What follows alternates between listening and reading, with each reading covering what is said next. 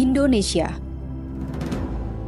Negara yang dikenal dengan negeri 1000 pulau ini menyimpan banyak kekayaan yang tak akan pernah cukup untuk diceritakan.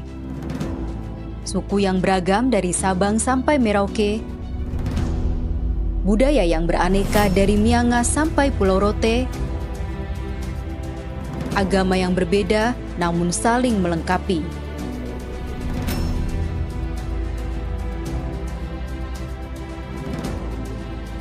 Alam yang indah dan selalu memesona, flora dan fauna yang tersebar di seluruh penjuru Nusantara.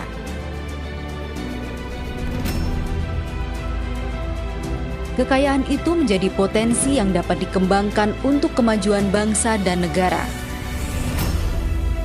Namun di sisi lain, kekayaan itu juga dapat menjadi tantangan bagi bangsa dalam hal kesatuan dan kerukunan. Berdasarkan data yang dihimpun dari Direktorat Jenderal Kependudukan dan Pencatatan Sipil Kementerian Dalam Negeri Republik Indonesia menyebutkan bahwa jumlah penduduk Indonesia saat ini mencapai 282.477.584 jiwa. 282 juta orang itu memiliki hak dan kewajiban yang sama di mata hukum. Mereka juga memiliki aspirasi yang penting, harus didengarkan dan diperjuangkan di tingkat nasional. Tantangan-tantangan itu merupakan satu dari beberapa tugas dan wewenang Dewan Perwakilan Daerah Republik Indonesia.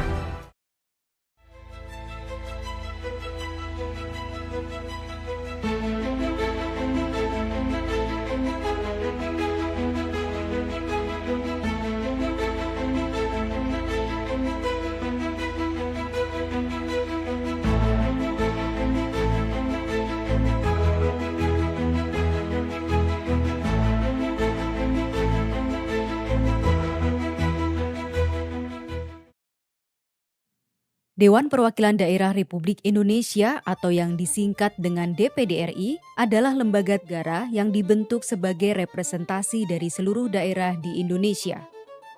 Sejarah pembentukan Dewan Perwakilan Daerah Republik Indonesia dilatar belakangi oleh adanya keinginan untuk memisahkan diri dari NKRI. Pada awalnya, lembaga DPD RI hanya setingkat fraksi utusan daerah di MPR RI yang bertugas untuk mengatasi hubungan pusat daerah, memperkuat ikatan daerah-daerah dalam NKRI, serta membangun mekanisme check and balance antara lembaga legislatif dan eksekutif. Keberadaan DPD RI dalam sistem ketatanegaraan Indonesia merupakan perwujudan dari sistem legislatif bikameral di Indonesia. Sistem bikameral merupakan sistem pemerintahan yang memiliki dua lembaga atau dua kamar legislatif untuk mengontrol pembentukan undang-undang, sehingga pembahasan undang-undang tersebut akan dilaksanakan 2 kali dalam masing-masing lembaga untuk mewujudkan prinsip check and balance. Dalam hal ini, dua lembaga yang dimaksud adalah DPR RI dan DPD RI.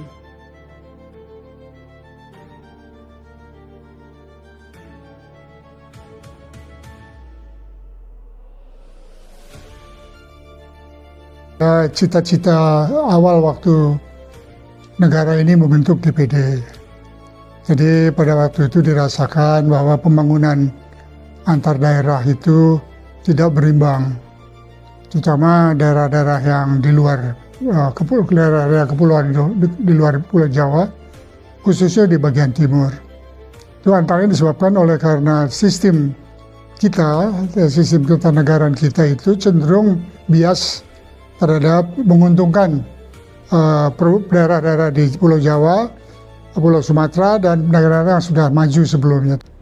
Maka oleh karena itu yang harus diupayakan adalah mempercepat pertumbuhan daerah-daerah, ya harus di atas pertumbuhan rata-rata nasional, sehingga secara bertahap daerah-daerah yang di luar Jawa dan Sumatera itu makin mengejar ketertinggalannya.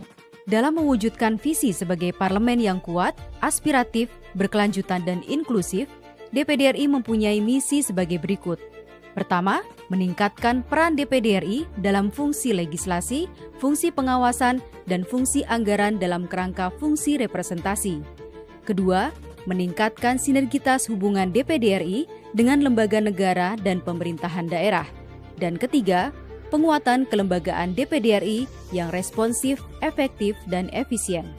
Tahun ini tentu sudah banyak yang telah dilakukan oleh DPD RI sebagai perwakilan daerah, di mana tugas dan fungsi utamanya adalah memperkuat negara kesatuan Republik Indonesia.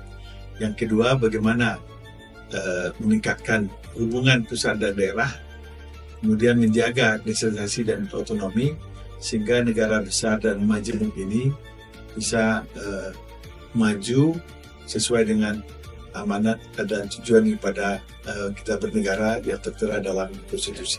Pasal 6 Peraturan DPD RI Nomor 2 Tahun 2024 tentang tata tertib menjelaskan bahwa DPD RI mempunyai tugas dan wewenang yakni 1. Pengajuan usul rancangan undang-undang, 2. Pembahasan rancangan undang-undang, 3. Menyusun dan menyampaikan daftar inventarisasi masalah rancangan undang-undang dari DPR atau Presiden, 4. Memberikan pertimbangan kepada DPR atas rancangan undang-undang tentang APBN dan rancangan undang-undang yang berkaitan dengan pajak, pendidikan, dan agama. 5. Melakukan pengawasan atas pelaksanaan undang-undang. 6. Menyampaikan hasil pengawasan atas pelaksanaan undang-undang kepada DPR. 7. Menerima hasil pemeriksaan atas keuangan negara dari BPK. 8. Memberikan pertimbangan kepada DPR dalam pemilihan anggota BPK. 9. Penyusunan prolegnas. 10. Pemantauan dan evaluasi atas Raperda dan Perda. 11. Melakukan pemantauan dan peninjauan terhadap undang-undang. Ya, dalam memperjuangkan kepentingan daerahnya. Pertama, perjuangan melalui kelembagaan. Yang kedua, perjuangan melalui kekuatan individu.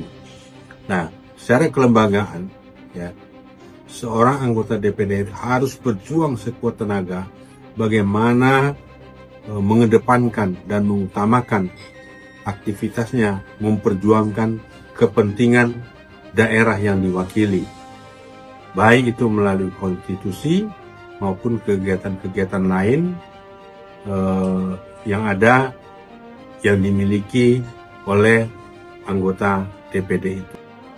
Dalam rangka untuk mewujudkan optimalisasi pelaksanaan tugas dan wewenang, DPD RI memiliki unit kerja yang disebut dengan alat kelengkapan. Berdasarkan Tatip DPD Nomor 2 Tahun 2024 Pasal 40, alat kelengkapan DPD RI terdiri atas 7 bagian, yaitu Pimpinan DPD RI, Panitia Musyawarah, Panitia Kerja, Panitia Perancang Undang-Undang, Panitia Urusan Rumah Tangga, Badan Kehormatan, alat kelengkapan lain yang diperlukan. Undang-Undang Nomor 22 Tahun 2003 sebagaimana telah diganti terakhir dengan Undang-Undang Nomor 2 Tahun 2018 tentang MPR, DPR, DPD, dan DPRD menjelaskan bahwa jumlah anggota DPD RI pada masing-masing provinsi adalah 4 orang.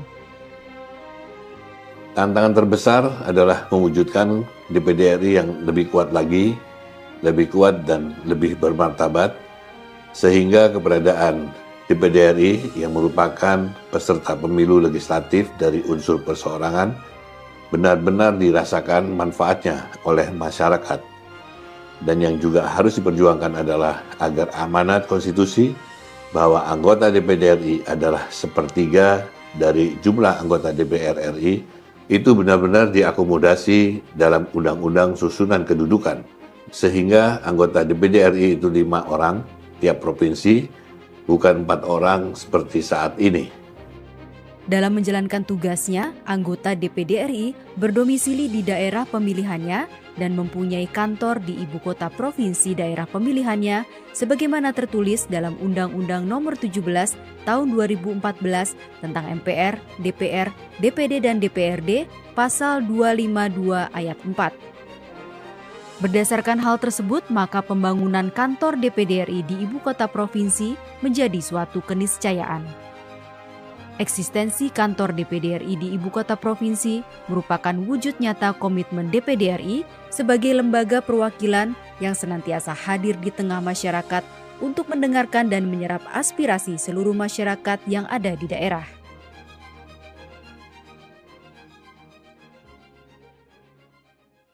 Kehadiran lembaga DPD yang itu atas dorongan masyarakat daerah muncul tentu dengan ekspektasi dan harapan yang luar biasa. Sekian orang, sekian puluh ribu orang, sekian ratus ribu suara, bahkan jutaan suara ditimpil kepada bunda-bunda kita, senator Indonesia, untuk memperjuangkan kepentingan masyarakat daerah. Dalam melaksanakan tugas dan wewenangnya, DPD RI akan selalu berupaya untuk menjalankan tugas dan wewenang secara optimal dan bertanggung jawab. DPD RI akan terus melangkah untuk memperjuangkan kesejahteraan masyarakat daerah dan kemajuan Indonesia. DPD RI, dari daerah untuk Indonesia.